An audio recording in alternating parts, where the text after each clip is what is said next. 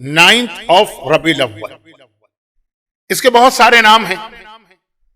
हम ये तो नहीं कह सकते कि ये नाम रिवायतों में आए हैं। इस हवाले से मैं थोड़ा आगे चल के बात करूंगा। असल तकरीर से पहले 4 तमहीदी बातें अर्ज करना है, तो तीसरी और चौथी तमहीदी बात में थोड़ी इस जुमले की वजाहत होगी कि हम ये तो नहीं कह सकते हैं कि ये नाम हदीसों में आए हैं, लेकिन बहरहाल इस 9 रबीउल अव्वल का जो मशहूर नाम हो गया है ईद ज़हरा, और इसी 9 रबीउल अव्वल को ईद बराअत भी कहा जाता, और इसी 9 रबीउल अव्वल को ईद तबर्रा भी कहा जाता है। 18 ज़िलहिज को ईद तवल्ला और ईद विलायत, और 9 रबीउल अव्वल को ईद बराअत या ईद तबर्रा। इसी 9 ज़िलहिज को ईद गदीर सानी भी कहा जाता है। इसी 9 रबीउल अव्वल को ईद फरहत ज़हरा ये भी कहा जाता है। फरहत अरबी जबान में खुशी को कहते हैं, और ये लफ्ज ज़ियारत आशूरा के एक लफ्ज का उलट है। ज़ियारत आशूरा में लफ्ज आया है ना आशूर के लिए कि हाजा यौमिन, आशूर का वो दिन है फरहत आल ज़ियाद व आल मरवान, जब आल ज़ियाद व आल मरवान ने फरहत खुशी मनाई आशूर को। 9 रबीउल अव्वल उसके बिल्कुल उलट, जब शहजादी कौनैन ने खुशी मनाई तो इसका नाम यौम फरहत ज़हरा भी। और जैसा कि आजकल ये नाम बहुत मशहूर हो गया है, इसका नाम ईद ताजपोशी इमाम ज़माना भी, ये आजकल ज्यादा मशहूर हो गया। एक दफा इसका एक बहुत ही कंट्रोवर्शियल नाम ईद रफ़ कलम भी है। ये वो जुमला है या ये वो लफ्ज है जो चौथे पॉइंट में आपके सामने आएगा। दुनिया के मुख्तलिफ इलाकों में जहां जहां मोमिनीन रहते हैं, और खास तौर पर वो इलाके जहां तवील अरसे से लोग रह रहे हैं, ऑस्ट्रेलिया में तो लोग अभी आए, कनाडा में लोग अभी आए, अमेरिका में अभी आए, लेकिन ईरान है, इराक है, इंडियन सब कॉन्टिनेंट है जिसमें इंडिया, पाकिस्तान, बांग्लादेश, नेपाल, श्रीलंका शामिल है, अफ्रीका के काफी ममालिक। तो वहां मुख्तलिफ इलाकों में जो नाम हैं, जब एक बार वैसे हमने जमा किए थे एक हॉबी के तौर पे, तो तकरीबन 90 नाम इस 9 रबीउल अव्वल के सामने आए थे। जश्न ईद ज़हरा, चले हम वही नाम इस्तेमाल करते हैं जो हमारे यहाँ इंडिया पाकिस्तान में ज्यादा राइज हो गया है, ये जश्न ईद ज़हरा। अच्छा, पहले जिस जोश व खरोश के साथ ये मनाया जाता था, और इस हवाले से जो वाकन एक ईद फरहत ज़हरा, शहजादी की खुशी वाली ईद, हमारे घरों में भी उस अंदाज का माहौल बनता था, अब वो बात रही नहीं। और उसकी वजह ये, अभी अभी मैं इससे पहले कनाडा में जो एक खमसा पढ़ के आया हूं, यानी जस्ट बिफोर की बात नहीं है, इसी अय्याम अज़म। एक बात तो बिल्कुल वाज़ेह है कि मेरी और ऑस्ट्रेलिया वालों की केमिस्ट्री बिल्कुल मैच नहीं होती। अभी भी एक साहब मुझसे पूछ रहे थे, मौलाना बहुत लंबा आपका ट्रिप रहा, आप कहां कहां होके आए? मैंने कहा बस ये समझिए कि सारी दुनिया में होके आया सिवाय ऑस्ट्रेलिया के। दुनिया में कहीं ये होता है कि मुंतज़िमीन मेरी तकरीर नापसंद करते हैं तो मोमिनीन पसंद कर लेते हैं, पहुंच जाता हूं। कहीं मोमिनीन नापसंद करते हैं तो इमाम बाड़े के वॉलंटियर्स पसंद करते हैं, चले उनकी वजह से पहुंच जाता हूं। ऑस्ट्रेलिया वो वाहिद जगह है कि जहां तमाम इमाम बाड़ों के मुंतज़िमीन, तमाम इमाम बाड़ों के वॉलंटियर्स, तमाम मोमिनीन और तमाम मोमिनात इस बात पे मुत्तफिक है कि इनको नहीं सुनना। तो वो तो मैंने कहा कि मजबूरी में मैं आ गया हूं। लेकिन अभी कनाडा में जो खमसा मैंने पढ़ा था, उसमें आजादारी के हवाले से कुछ बातें मैंने अर्ज की थी। आजादारी इख्तिताम को पहुंची है 2 महीने 8 दिन। अब इसके बाद फिर अगले साल मुहर्रम का चांद होगा तो सफ़े अज़ा बिछाई जाएगी। हुसैन को हमने रुख्सत नहीं किया। ये गलतफहमी बाज लोगों को है कि जब हम अलविदा अलविदा कहते हैं तो आका हुसैन को रुख्सत कर रहे हैं, नहीं, सोग बढ़ा रहे हैं। इसीलिए 9 रबीउल अव्वल की असल खुसूसियत ये लिखी थी किताबों में भी, जंतरी में भी, कैलेंडर में भी कि अहले बैत ने सोग बढ़ाया। ये सोग बढ़ा रहे हैं। मकसद अहले बैत को खुदा हाफिज नहीं कह रहे हैं تو خیر یہ تو جملہ جن لوگوں کے لیے ہے وہ سمجھے ہوں گے، جن کے لیے نہیں ہے وہ نہیں سمجھے تو نہیں سمجھے. تو بات یہ تھی کہ پہلے یہ جو 2 مہینے 8 دن کی عزاداری تھی یہ بڑے خلوص کے ساتھ ہوتی تھی، اور اس انداز کی عزاداری ہوتی تھی کہ 9 ربیع الاول کے جشن میں خود آدمی کا دل بھی خوشی منانے کو چاہتا تھا، خاص طور پہ بچے. مثلا 2 مہینے 8 دن تک اچھے کھانے نہیں کھائے جاتے تھے. اب آج کل تو پہلے 10 دن کے اندر بھی اچھے کھانے چل رہے ہوتے ہیں. اچھا امام کی مجلس تبرک نظر نیاز کے نام سے ہو تو چلیں ٹھیک ہے وہ، لیکن اس کے علاوہ بتائیے 2 مہینے 8 دن ایسے گزرے، کوئی شخص یہ کہہ سکتا ہے کہ میں نے اس دوران اپنے بچوں کو پیزا نہیں کھلایا، مجلس سے ہٹ کر. کوئی یہ کہہ سکتا ہے کہ میں نے اپنے بچوں کو مثلا برگر نہیں کھلایا، جو بھی بچوں کے لیے اچھے کھانے ہوتے ہیں. اسی طرح بڑے بھی وہی روٹین کھانے چل رہے ہوں گے. 2 مہینے 8 دن میں کھانوں میں سادگی نہیں آئی ہوگی، پہلے تھی. یہ میں ان لوگوں کو بتا رہا ہوں جو نوجوان نسل ابھی، میں بھی بہت پرانا نہیں ہوں لیکن یہ 25-30 سال میں نے تبدیلی دیکھی، یہ بتا رہا ہوں. کپڑے 2 مہینے 8 دن بہت ہی سادے کپڑے پہنے جاتے تھے، اب تو نئے کپڑے تک خرید کے پہنے جاتے ہیں. میں شرعی مسئلہ نہیں بتا رہا کہ حلال ہے کہ حرام ہے، میں بتا رہا تھا کہ 2 مہینے 8 دن کس انداز سے سوگ منایا جاتا تھا. 2 مہینے 8 دن مثلا کتنے ہی ایسے گھر تھے جہاں ٹیلی ویژن نہیں کھلتا تھا، اور اگر ٹیلی ویژن کھلے گا بھی تو کم از کم اس میں ڈرامے، کامیڈی شوز یا فلمیں نہیں دیکھی جائیں. اب ہے کوئی؟ میرے آنکھوں کے سامنے دیکھتے ہی دیکھتے 2 مہینے 8 دن کے بعد یہ کہ نہیں یہ تو بہت لمبی مدت. عاشورے تھا 12 محرم کے بعد تو خیر اب وہ اتنا سوگ نہیں رہا، فلمیں بھی شروع ہو گئی. بھائی مجھے یاد ہے کہ میرا بچپنا تھا، رضویہ سوسائٹی مشہور علاقہ شیعوں کا، وہاں 9 ربیع الاول کو فلم کا شو ہوتا تھا انڈین، اور چندہ جمع کیا جاتا تھا کیونکہ 2 مہینے 8 دن لوگوں نے فلم نہیں دیکھی. 9 ربیع الاول کو دیکھ رہے ہیں وہ غلط ہے، لیکن 2 مہینے 8 دن نہیں دیکھی. اب ضرورت ہے کسی چندہ جمع کرنے کی؟ نہیں. حتیٰ 6 محرم اور 7 محرم اور 8 محرم کو میں نے مومنین کے گھروں میں مجلس کے بعد کامیڈی شو بھی چلتے دیکھے ہیں، فلمیں بھی دیکھی ہیں، ڈرامے بھی دیکھے ہیں. میں پھر حرام و حلال کے مسئلے پہ بات نہیں کر رہا کہ آپ کسی مرجع کا فتویٰ سامنے لے آئیں. میں بات کر رہا تھا کہ جو 9 ربیع الاول کو پہلے ایک ماحول بنتا تھا، اور اسی میں پھر خواتین 2 مہینے 8 دن کسی قسم کا میک اپ نہیں کرتی. یعنی جو حلال میک اپ ہے اس کی بات کر رہا ہوں، حرام میک اپ تو پورا سال نہیں کرنا چاہیے لیکن حلال میک اپ بھی. لیکن اب کوئی عورت آپ کو نظر آتی ہے جو 2 مہینے 8 دن اس سے گریز کرے؟ اچھا زمانے کے حالات بدل گئے. وہ زمانہ تھا کہ خواتین گھر میں رہتی تھی، آج ان کو جاب بھی کرنا ہے، آج ان کو آفس بھی جانا ہے، آج ان کو چائلڈ کیئر بھی جانا ہے، آج ان کو بس جو بھی ان کی جاب ہے وہاں پہ پہنچنا ہے، تو یقیناً کچھ نہ کچھ تو تیار ہو کے جانا ہوگا. میں حلال کی بات کر رہا ہوں، حلال لمٹ کے اندر.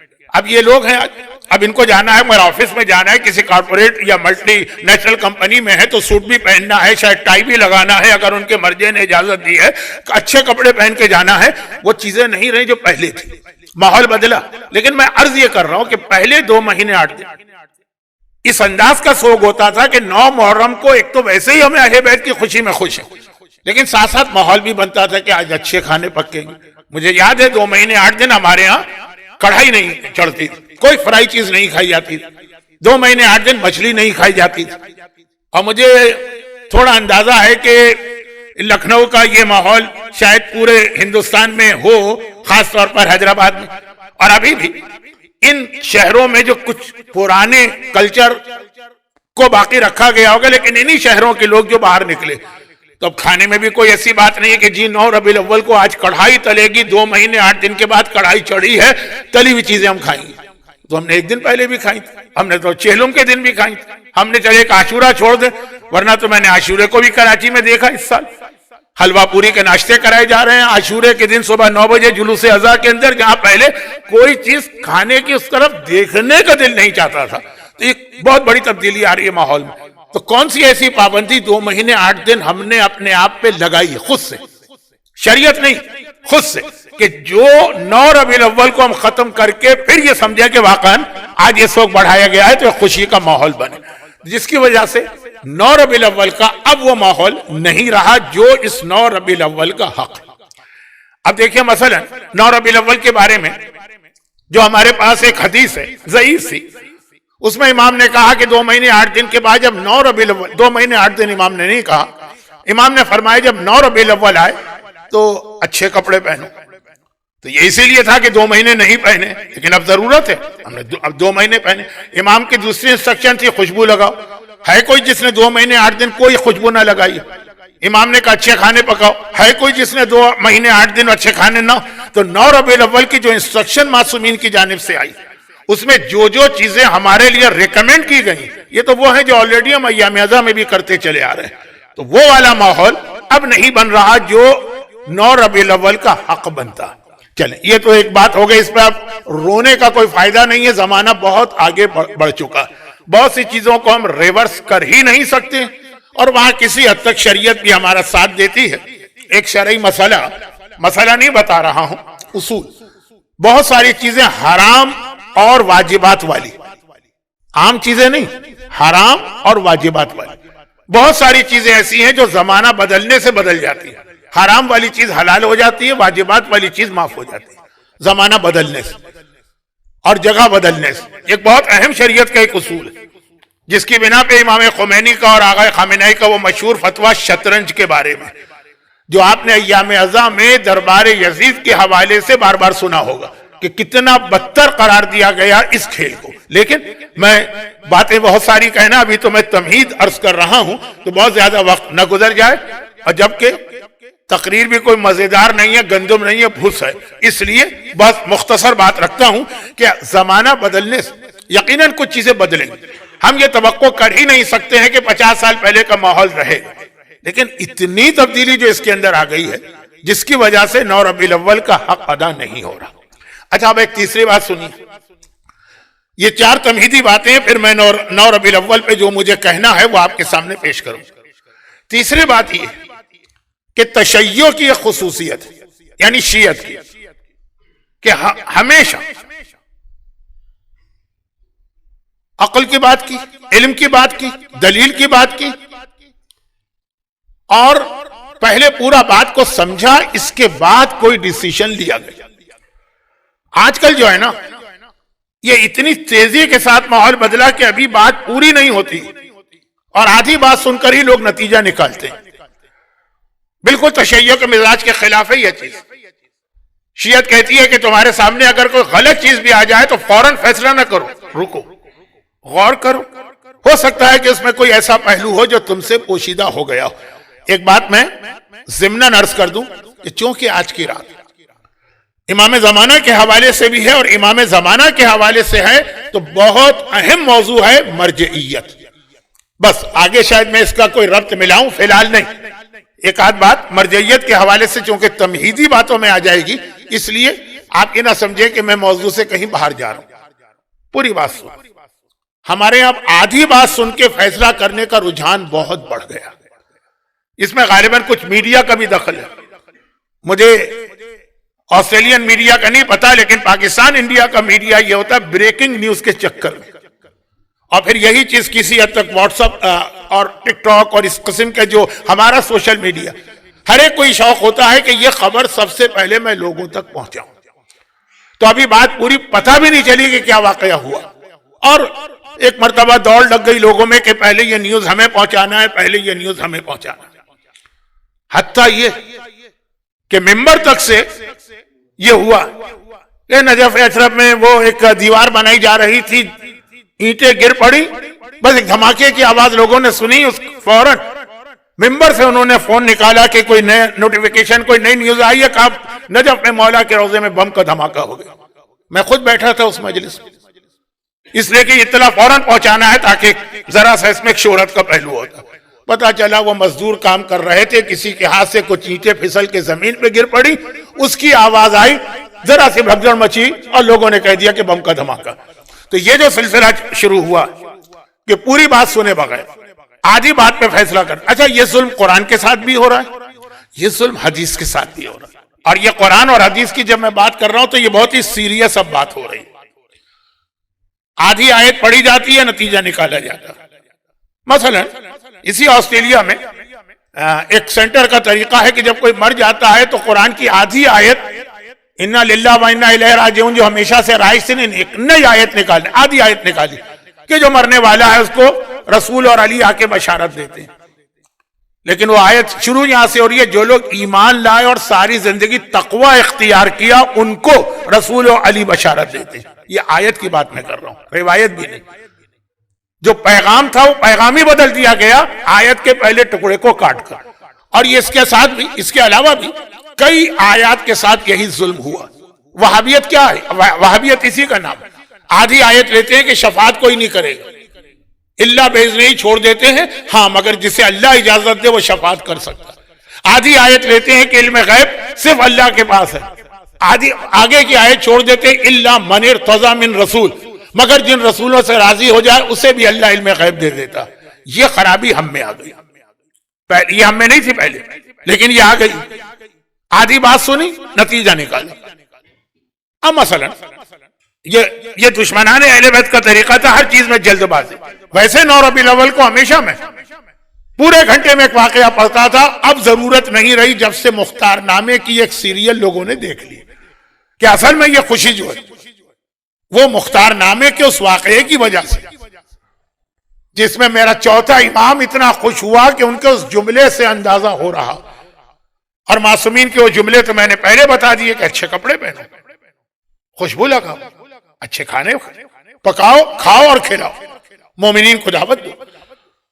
لیکن یہ تو مومنین کی خوشی ہے، پہلے تو امام کی خوشی دیکھی. مختار نامے میں یہ آتا ہے نا کہ اگرچہ مختار نے بے شمار قاتلان امام سے انتقام لیا، اگر یہ بے شمار کا لفظ ذرا سا مبالغہ ہو تو بہرحال جتنا اس کے ہاتھ میں آ سکے، لیکن اس میں ٹاپ آف دا لسٹ 5 دشمن اہل بیت. دشمن اہل بیت کا لفظ بھی بہت بڑا، کربلا کے ظالم تھے 5. اور مختار کا یہ ارادہ تھا کہ یہ 5 میرے ہاتھ میں آ جائیں تو میں امام معصوم کی خوشی کا سامان کروں. اب وہ پورا مختار نامے کا ایک چیپٹر ہے، میں نے کہا نا 1 گھنٹے میں تو ہو جاتا ہے، کیونکہ یہ 5 کیسے پکڑے گئے، کس کس طرح سے ان کو سزا دی گئی. اب میں محسوس نہیں کرتا کہ اس کی ضرورت، کیونکہ مختار نامے میں یہ آ گیا ہوگا. میں یہ بتا دوں کہ میں نے مختار نامہ زندگی میں کبھی نہیں دیکھا، لیکن میرا اندازہ ہے کہ مختار نامہ ہو اور اس میں یہ واقعات نہ ہو. اور وہ 5 کون تھے؟ ان 5 میں سے ایک خولی تھا. اور کیوں یہ 5 میں خاص نمایاں کیوں تھا، اس کے مظالم بیان کروں گا. تو بجائے خوشی کی محفل کے یہ گریے کی ایک ایسی مجلس بن جائے گی کہ لوگ دیوار سے سر ٹکرائیں. 3 اس نے اپنے ظلم بتائے تھے خود ہی دربار میں. مختار کے دربار میں اتنا گریا ہوا، اتنا گریا ہوا، اتنا گریا ہوا کہ لوگ بے ہوش ہو گئے جب اس نے بتایا، جس کا صرف ایک جملہ عرض کر رہا ہوں، وہ بھی بہت آج یہ خیال کرتے ہوئے کہ خوشی کی شب لگ گئی کہ میں وہ شخص ہوں جس نے چادر زینب کو چھینا تھا. بہت ہی میں نے ہلکا کر کے اس کو بتایا، ورنہ اتنا یہ ہلکا جملہ نہیں. تو ٹاپ آف دا لسٹ 5 آدمیوں میں یہ تھا، چادر زینب پہ ہاتھ ڈالنے والا. اور دوسرا جو تھا وہ تھا وہ ہرملہ، کہ جب کبھی مختار کے جہاد کا تذکرہ چوتھے امام کے سامنے ہوتا سوال کرتے ہرملہ پکڑا گیا کہ نہیں. اور ہرملہ نے بھی خولی کی طرح سے اپنے 3 تیر دربار مختار میں جب بیان کیے تو اتنا ہی گریا ہوا. یہ دوسرا تھا. یہ تمنا تھی چوتھے امام کی کہ ہرملہ میرے ننھے بھائی علی اصغر کا قاتل پکڑا جائے. تیسرا شبر تو بتانے کی ضرورت ہی نہیں. چوتھا عمر سعد، ان سب کا سردار، گھرچہ مختار کا بہنوئی، مگر جہاں اہل بیت کی محبت کا مسئلہ آتا ہے وہاں پہ سارے رشتے قربان نام اہل بیت پر، عمر سعد. اور 5واں ابن زیاد، جو زیارت عاشورہ میں بھی ابن زیاد کا تذکرہ بہت نمایاں طریقے پر ہے، اگرچہ اس میں عمر سعد و شمر کا بھی ذکر ہے. یہ 5 ٹاپ آف دا لسٹ. اب ان 5 میں سے 4 تو ایک ایک کر کے الگ الگ پکڑے گئے. خولی ٹوائلٹ میں چھپا ہوا تھا، نجاست کی ٹوکری اپنے سر پہ رکھ کے وہاں سے پکڑا گیا، وہ بھی اپنی مومنہ بی بی کے وجہ سے کہ اس نے بتا دیا کہاں. شمر عورتوں کا لباس پہن کے بھاگ رہا تھا. پاکستان میں ایک ایسے ہی دشمن اہل بیت تھے جو برقع پہن کے بھاگ رہے تھے اور پکڑے گئے تھے. سیرت سنت شمر پہ عمل کرتے ہوئے تو شمر عورتوں کا لباس پہن کے بھاگ رہا تھا، وہ پکڑا گیا وہاں۔ ہرملہ تو خیر مشہور واقعہ ہے، مصائب میں پڑھا جاتا۔ عمر سعد بھی بیوی کی سفارش لے کے گیا تھا مختار کے بعد اور پکڑا گیا، لیکن یہ چاروں الگ الگ پکڑے گئے۔ ابن زیاد عجیب طریقے سے مارا گیا، وہ پکڑا نہیں گیا۔ وہ لشکر لے کے آیا تھا جنگ کرنے مختار کے لشکر سے، اور مختار کے لشکر کی قیادت تھی ابراہیم ابن مالک اشتر کے پاس۔ جب آپ بغداد یا کاظمین سے سامرہ یا بلد جاتے ہیں تو جاتے وقت الٹے ہاتھ پر آپ کو ابراہیم ابن مالک اشتر کا روضہ نظر آتا۔ پہلے تو بہت ٹوٹا ہوا تھا، بہت شاندار بنا دیا گیا، لیکن ہر ایک جانتا ہے مالک اشتر کا بیٹا ابراہیم۔ مختار نے ان کو فوج دے کے بھیجا، وہاں سے وہ فوج لے کے آیا۔ فرات کے کنارے اور 10 محرم کو جنگ ہوئی، البتہ وہ موصل شہر تھا لیکن دریا وہی تھا، تاریخ وہی تھا۔ جب سارا دن اور رات بھر جنگ ہوتی رہی، اتنے لاشیں اس دن اس میدان میں گرے کہ ہر ایک کو دیکھنا ممکن نہیں تھا، لیکن ابراہیم کو پتا تھا کہ ان مارے جانے والوں میں ابن زیاد بھی۔ پھر کیسے پہچانا ابن زیاد کو؟ کربلا کے واقعے میں 2 لاشوں کے بارے میں ملتا ہے کہ وہ پہچانے گئے خوشبو سے۔ ایک غلام حبشی جون کربلا کے شہیدوں میں ایک بہت اہم نام ہے جون، جو حبشی غلام تھا، لیکن جب آقا حسین نے اس کو مقتل میں جانے کی اجازت نہیں دی اور اس نے تڑپ کے کہا کہ مولا یقیناً میں نے بہت بڑی بات کہہ دی، میری حیثیت سے زیادہ، میرا رنگ کالا ہے، میرا پسینہ بدبودار ہے، یقیناً آپ کے اس لشکر میں مجھے حق نہیں ہے کہ میں اپنی جان دوں۔ تو آقا حسین نے مسکرا کے کیا کہا، اور پھر جس وقت جس کا لاشا دیکھا تھا تو اس کے رخسار پہ آقا حسین نے رخسار رکھ کے کیا کہا، اے خدا اس کے چہرے کو نورانی کر دیا اور اس کی خوشبو کو اور اس کے بدن کی بو کو خوشبو میں تبدیل کر دیا۔ اس دن سے جو جون کا لاشا مہکا کہ جب آقا سجاد لاشیں دفن کرنے آئے تو پریشانی تھے نا، بنی اسد کو کیسے پہچانے، نہ سر ہے نہ لباس ہے۔ جون کا لاشا اپنی خوشبو کی وجہ سے پہچانا جا رہا ہے۔ اور دوسری جانب ابراہیم ابن مالک اشتر نے ابن زیاد کے خلاف جنگ جیت لی، مگر اس کثرت سے لاشیں پڑے، ایک ایک لاشیں کو اٹھا کے چیک کرے، بہت زحمت کا کام لگ رہا۔ ہاں پھر وہ خوشبو آئی جو ابن زیاد استعمال کیا کرتا تھا، اس خوشبو کو سونگتے ہوئے اس کے لاشے کو اٹھا کے لائے۔ یہ کون سی خوشبو تھی؟ جب آقا حسین کا کٹا ہوا سر ابن زیاد کے دربار میں پہنچا تھا 11 محرم کربلا کے فوراً بعد، تو اس وقت 2 باتیں پیش آئی تھیں، دونوں کا تعلق اس واقعے سے ہے۔ اسی پہ میں 9 ربیع الاول کی محفل ختم کر رہا ہوں، گرچہ امام زمانہ کا ذکر اور اس کے حوالے سے مرجعیت کا ذکر رہ گیا۔ جب یہ کٹا ہوا سر پہنچا تھا تو 2 باتیں ہوئی تھیں۔ ابن زیاد نے، دیکھیے ایک طریقہ ہوتا ہے کسی کی توہین کا، ابن زیاد نے سپاہیوں سے کہا یہ کیا سر لے کر آ گئے، نعوذ باللہ، رکھو ایک طرف، دیکھتے نہیں میں ناشتہ کر رہا ہوں۔ کیا یہ قافلہ ایسے ہی اچانک آ گئے؟ ہر چیز پری پلان تھی کہ کس وقت قافلے کو لایا جائے گا، کتنی دیر بازار میں ٹھہرایا جائے گا، کب وہاں سے لایا جائے گا، کس طرح سے لایا جائے گا، سب چیزیں پری پلان ہوتی۔ اس وقت دسترخوان بچھا کے ناشتہ کرنا اور پھر یہ کہنا کہ یہ اس وقت لے کر آ گئے میرے سامنے، سر رکھو ایک طرف، پہلے میں ناشتہ کر دوں۔ اپنی حد تک وہ سمجھ رہا ہے کہ میں توہین کر رہا ہوں۔ یہ پہلا، اس کا جملہ یاد رکھی، اسی پہ تو مختار نامہ ختم ہو رہا۔ اور دوسرا یہ تھا کہ جب پھر ناشتے کے بعد جس نے کٹا سر لیا اور اٹھایا تو اس سر سے خون کا ایک قطرہ اس کی ران پہ گرا اور ایسا زخم پیدا ہوا جسے پرانی اردو میں کہتے ہیں ناسور، اور آج کل کی میڈیکل ٹرم ہے السر۔ ایک ایسا زخم پیدا ہوا کہ دن اور رات اس زخم سے یہ تڑپتا رہا 6 سال۔ یہ واقعہ 61 کا ہے، یہ مارا گیا 67۔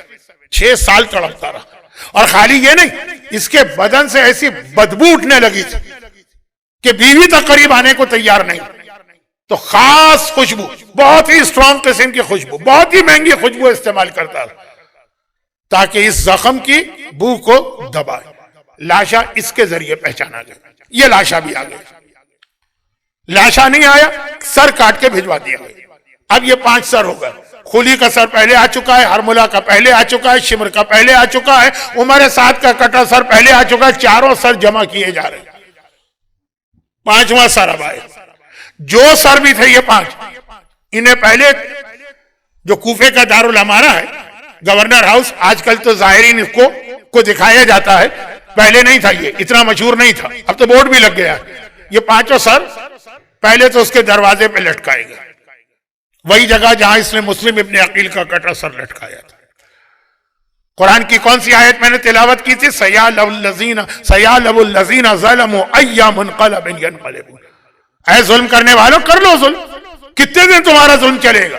اسی دنیا میں عنقریب تم دیکھو گے تمہیں ظلم کی سزا مل رہی. جہاں پہ مسلم ابن عقیل کا بے گناہ کٹا سر لٹکایا گیا، وہاں یہ 5 سر لٹک رہے. اور این اس وقت لوگوں نے دیکھا کہ ایک چھوٹا سانپ جو انتہائی زہریلا ہے، وہ اس کی ناک میں داخل ہو کے کان سے نکل رہا ہے، کان میں داخل ہو کے منہ سے نکل رہا ہے، منہ سے داخل ہو کے پھر ناک میں جا رہا. 3 دن. اور پھر یہ 5 سر تھیلیوں میں بند کر کے ایک کورنگ لیٹر کے ساتھ بھجوائے گئے. اب یہاں 2 روایتیں. وقت اتنا نہیں ہے کہ میں تحقیق کروں، نہ تحقیق کی ضرورت. اصل واقعہ تو ایک ہی ہے. ایک روایت ہے کہ یہ مدینے بھجوائے گئے، ایک روایت ہے کہ نہیں. اس سال چوتھے امام نے حج کے بعد، ہر سال امام حج پہ جاتے ہیں، حج کو تبلیغ کا ذریعہ بنایا ہے، ماتم کا بھی اور صحیفہ کاملہ کی دعاؤں کا بھی. حج کے بعد واپس آ جاتے ہیں. اس سال امام حج کے بعد بھی 2.5 مہینے مکے ہی میں رہے. محرم گزرا، سفر گزرا، ربیع الاول کے 8 دن گزر گئے، 9 ربیع الاول کے دن آئے.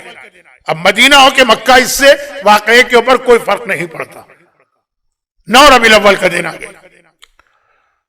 اور یہ اگلے جملے سے لگ رہا ہے کہ یہ واقعہ شاید مکے ہی کا، کہ امام کا طریقہ یہ تھا کہ روزانہ صبح کو نماز کے بعد لوگ حرم میں نماز پڑھتے تھے. جو مکے گئے ہیں میری بات سمجھ رہے ہیں، خانہ کعبہ کے اندر نماز پڑھتے ہیں، نماز پڑھ کے تعقیبات، سورج نکلنے کے بعد باہر آتے ہیں. آج بھی یہی طریقہ. تو چوتھے امام کا گھر کا دروازہ کھل جاتا ہے اور روزانہ ناشتے کا انتظام کیا جاتا ہے، ڈیلی بلا ناغہ یہ ناشتہ، جب تک کہ امام مکے میں. تو آج بھی یہی ہوا کہ لوگ آئے. آج سے مطلب کیا؟ 9 ربیع الاول، یعنی اب سے 8-9 گھنٹے کے بعد ناشتے کا وقت ہوگا. 9 ربیع الاول کی صبح آ گئے، حرم میں نماز پڑھی لوگوں نے، آ گئے. اب بھر گیا کمرہ، دسترخوان بچھے گا، لوگ ناشتہ کریں گے. اور ناشتے کا سامان بھی لگا دیا گیا، لوگوں نے ناشتہ شروع کر دیا. اور چوتھے امام نے بھی ناشتہ شروع کیا. این اس موقع پر ایک آدمی اندر داخل ہوا. ایسے لوگوں کی یونیفارم ہوتی ہے، جیسے پوسٹ مین کی ایک یونیفارم ہوتی ہے. اب پتہ نہیں یہاں آسٹریلیا میں ہوتی ہے کہ نہیں ہوتی، میں نے کافی عرصے سے دیکھا نہیں کسی پوسٹ مین کو. ہمارے یہاں پاکستان میں ہوتی ہے، یا کوریئر والے کی ایک یونیفارم ہوتی ہے.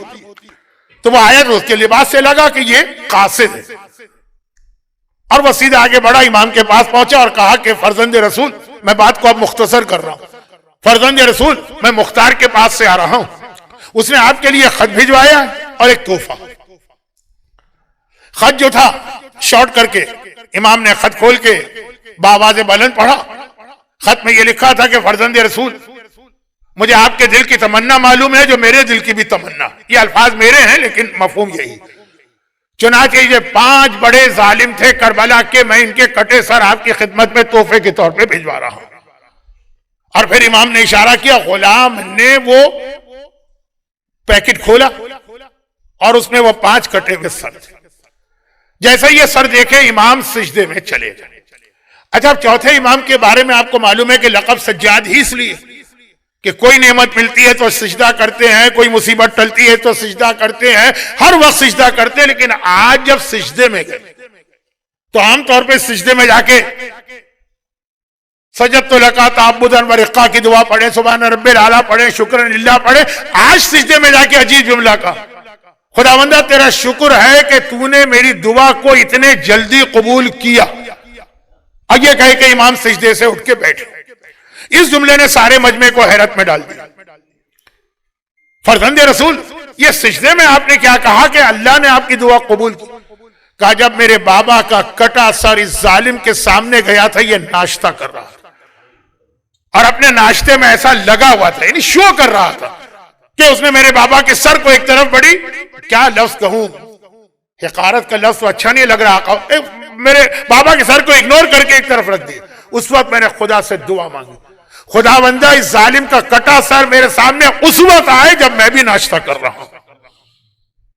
شکر خدا کا کہ خدا نے اتنے جلدی میری دعا کو قبول کیا ہے. وہ ناشتہ چل رہا ہے اور امام نے لوگوں سے کہا ناشتہ کرو، میں ابھی آتا ہوں. اور یہ کہے کہ امام اپنی جگہ سے کھڑے ہوئے اور بیت الشرف میں گئے، جو پہلے ہر گھر میں ایک مردانہ ہوتا تھا، ایک زنانہ ہوتا تھا، لیڈیز سیکشن. وہاں جا کے بیویوں کو حکم دیا کہ آج ہمارے بابا پہ ظلم کرنے والوں کا انجام میرے سامنے آیا، آج تم لوگ اپنے سر میں تیل ڈالو، بالوں میں کنگھی کرو.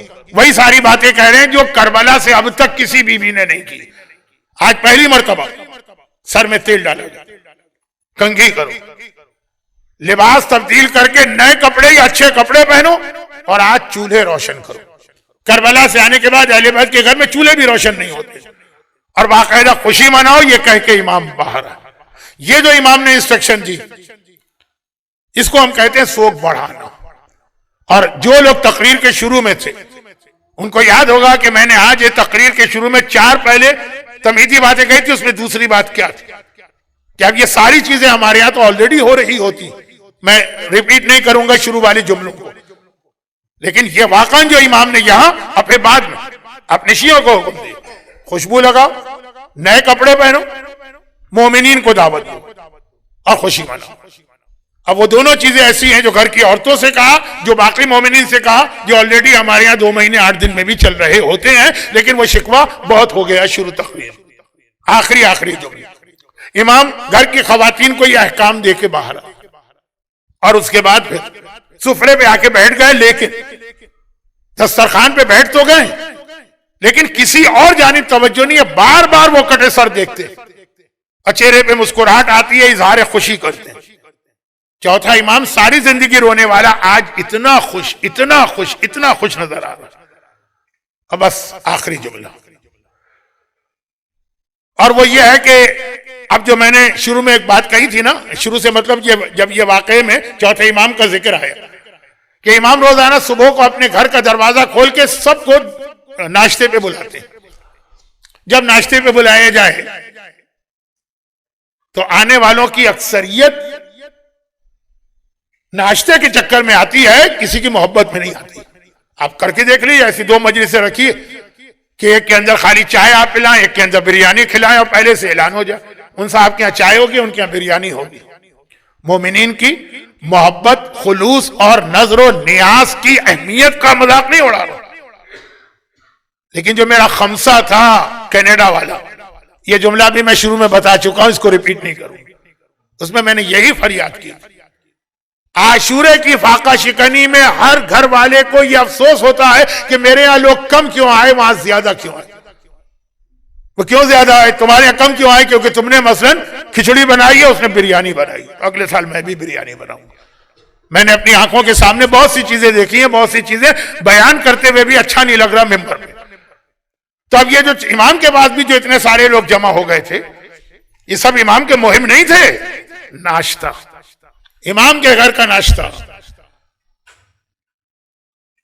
امام چاہے خود کتنا ہی روکھا سوکھا کھائیں، مہمانوں کے بہترین غذا دیتے ہیں. جو واقعہ میں نے اس سال 3 مختلف جگہوں پہ پڑھا، جو لوگ آن لائن میری مجالس سن رہے ہیں، بہترین.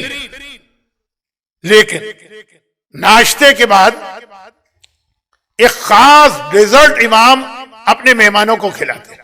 سارا ناشتہ ایک طرف، وہ ڈیزرٹ ایک طرف. ایسی لذیذ، ایسی مزیدار کہ بس کھائے چلے جاؤ، پیٹ نہ بھرے، دل چاہے اور وہ خاص کوئی ایسا نسخہ تھا.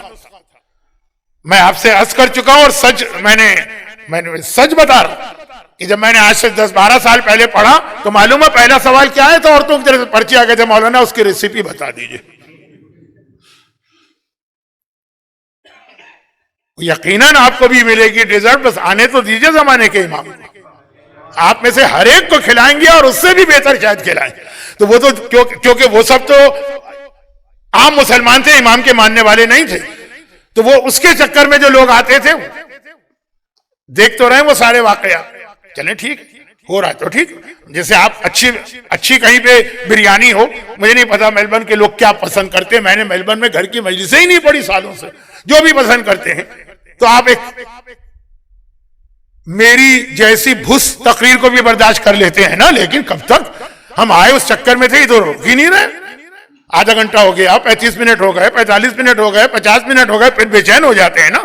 وہ لوگ بے چین ہو گئے کہ ٹھیک ہے بہت خوشی ہے، ٹھیک ہے امام ہے، امام کے گھر آئے ہیں، ہم نے امام کی خوشی میں شرکت بھی کر رہے ہیں، لیکن کب تک؟ چلے ٹھیک ہے جتنا بھی ہو، وہ آئے تو میٹھی، وہ جو ڈیزرٹ ہے، وہ جو سویٹ ڈش ہے آج آ ہی نہیں رہی ہے. آخر کسی نے ہمت کر کے کہا فرزند رسول آج شاید آپ بھول گئے کہ اس ناشتے کا اختتام وہ سویٹ ڈش پہ ہوتا ہے، وہ جو ڈیزرٹ ہے وہ اب تک نہیں آئی. کیا جملہ امام کا تھا؟ آپ تو سنتے رہتے ہیں نا ساری زندگی مجلسیں، آج آپ پہلی دفعہ تو 9 ربیع الاول کے جشن میں نہیں، ہاں اس ٹائپ کی تقریر آپ نے شاید پہلی دفعہ سنی ہوگی اور شاید آخری دفعہ بھی. لیکن یہ جملہ تو ہے نا، امام نے کہا ان کٹے سروں کو دیکھنے سے دلوں میں جتنی خوشی آ رہی ہے، کیا اس سے بڑھ کر بھی کوئی سویٹ ڈش اور ڈیزرٹ ہو سکتی ہے؟ کیا اس سے زیادہ مزیدار کوئی چیز ہو سکتی ہے؟ ساری جسمانی لذتیں ایک طرف ہے، لیکن قاتلان امام اور دشمنان اہل بیت کے کٹے ہوئے سر کو دیکھنا مومن کو اتنی خوشی عطا کرتا ہے، ایسی روحانی مسرت عطا کرتا ہے کہ امام فرماتے ہیں آج کسی ڈیزرٹ کی ضرورت نہیں ہے، مومن کا دل خوش ہونا چاہیے. کیا کہتے ہیں اردو میں؟ دل باغ باغ ہو گیا. چوتھا امام، یعنی میں بار بار یہ جملہ کیوں کہہ رہا ہوں، چوتھے امام کا نام لیتے ہی ذہن میں دو چیزیں آتی ہیں، بیماری اور گریہ. وہ اتنا خوش جب ہے تو ہمیں اور آپ کو اس سے اندازہ ہونا چاہیے کہ آج کے دن اہل بیت کتنے خوش. لیکن ہاں اس سے بھی زیادہ اہل بیت اس دن خوش ہوں گے جس دن ان کے کٹے ہوئے سر لائے جائیں گے جنہوں نے یزید کو اتنا طاقتور کیا کہ وہ تخت حکومت پہ آ گیا. دعائے ندبہ کے آخر میں جو ہے نا کہ ہم سب جمع ہوں گے اور کہہ رہے ہوں گے الحمدللہ رب العالمین، جب وہ فرزند زہرا آئے گا جو ان قاتلوں کو نہیں، قاتلوں کو طاقتور کرنے والوں اور قاتلوں کو مشن دینے والوں کو، یہ باقاعدہ تحریری صورت میں ڈاکومنٹ بنا کر ان کو یہ مشن دیا گیا کہ تمہیں کیا کرنا. جس کے لیے زیارتوں میں ایک لفظ آیا ہے الممہدین لہم، جنہوں نے زمین ہموار کی تھی ان ظالموں کی جو کربلا میں تھے وہ وقت. اور آج 9 ربیع الاول یہ پیغام ہے کہ اس کی امامت شروع ہو گئی ہے جو صحیح معنوں میں اصل قاتلوں اور ظالموں کے سر کاٹ کے ہمارے سامنے رکھے گا. اور ہم اور آپ وہاں بیٹھے ہوئے یہ منظر دیکھ رہے ہوں گے. ہم اس دن نہیں تھے مکے یا مدینے میں جب یہ 5 سر چوتھے امام کے سامنے آئے، لیکن اس دن یقیناً ہوں گے جب زمانے کا امام اپنے بزرگوں کی خدمت میں یہ کٹے ہوئے سر پیش کر رہا ہو. بلکہ یہی ہماری دعا ہے کہ خدا بندہ آج کی اس خوشی کا واسطہ ہمیں لشکر امام زمانہ میں اس وقت شامل کرنا جب ظہور امام ہو جائے گا. خدا بندہ اہل بیت اطہار کی اس خوشی کا واسطہ اہل بیت کے چاہنے والوں کو دنیا اور آخرت کی ہر پریشانی سے محفوظ کر کے ان کی دنیاوی اور اخروی خوشی کا انتظام بھی فرماؤ. پروردگارہ وہ دن جلد از جلد لا جب ہم اصلی قاتلوں اور اصلی ظالموں کو اپنی آنکھوں کے سامنے کیفر کردار تک پہنچتے دیکھیں گے.